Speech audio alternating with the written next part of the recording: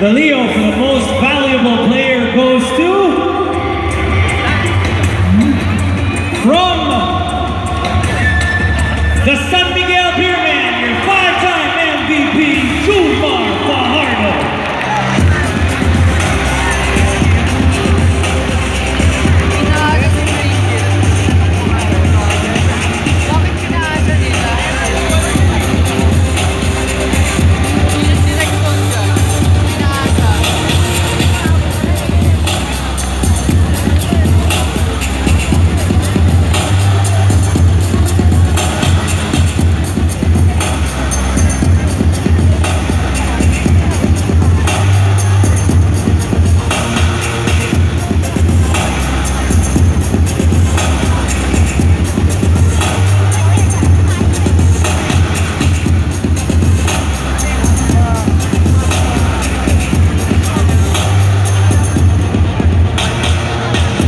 Ladies and gentlemen, your 5-time MVP, Junmar Fajardo.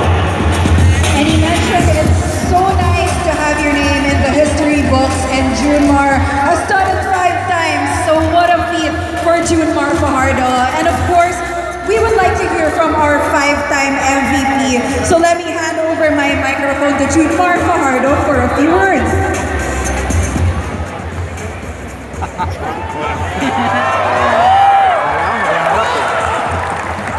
Una-una sa lahat, magpapasalamat ako kay God sa blessing na binigay niya sa akin, sa pamilya ko. Sino ba naman magkakakala na yung dati pinagtatawanan lang, tapos ngayon naging 5-time MVP niya. Hindi mo talaga alam yung buhay ng tao. Basta magsikap ka lang, sakripisyo. Then, papasalamat ako sa mga tao na nag-guide sa akin. Nung nagsimula pa ako sa, start sa parents ko, of course, sila yung dahilan kung ba't ako nagpursige, yung kapatid ko. Sila yung pinaka-source ko ng inspiration. So, then nung nag-start ako sa UC, sa mga coaches ko doon, Coach Roel Gomez, Coach Khalid Gawangon, salamat sa kanila sa natinuro na sa amin. At syempre napapasalamat kami sa team manager namin sa UC, Atty. Baldomero Estenso. Siya yung nag-guide sa amin, siya yung nagdisiplina sa amin sa mga teammates ko.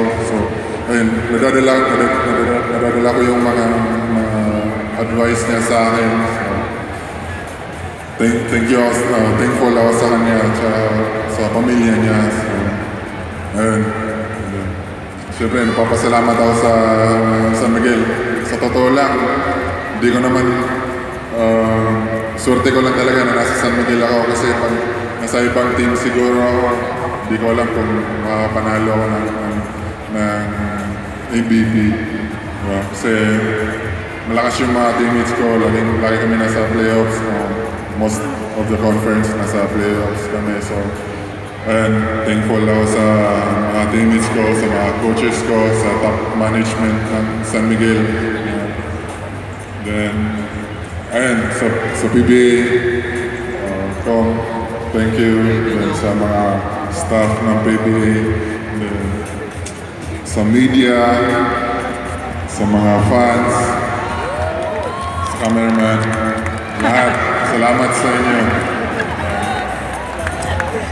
Sana hindi pa ito yung last. Gagawin ko lahat. Gusto lang naman mag-improve eh.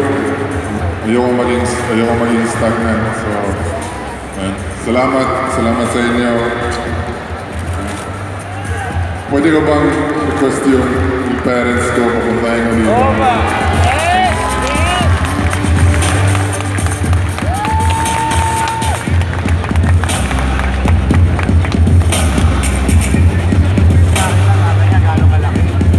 And once again, Junmar, sabihin lang natin, 5 straight MVPs para kay Junmar Fajardo. I'd like to call on yung magulang ni Junmar Fajardo, Mr. and Mrs. Fajardo, as well to join him on stage. Ito ang kagandahan kay Junmar eh. Talagang alam niya kung saan siya nanggaling, saan siya papunta, at gusto lang niya mag-improve. Ladies and gentlemen, your MVP with his parents. Sila yung dahilan kung ba't ako lumaki. So, hindi man sila ganun kalaki, pero hindi sila nagkamaling palakihin ako. So, kami ng kapatid ko. Magaling magpalaki. Thankful kami sa parents ko kasi kahit mahirap lang kami dati, hindi nila kami pinabayaan. So, dinisiplina nila kami, binigyan nila kami ng magandang nutrisyon, kaya malaki ako ngayon. So, thankful ako sa kanila. Dahil sa kanila, dito ako ngayon. So,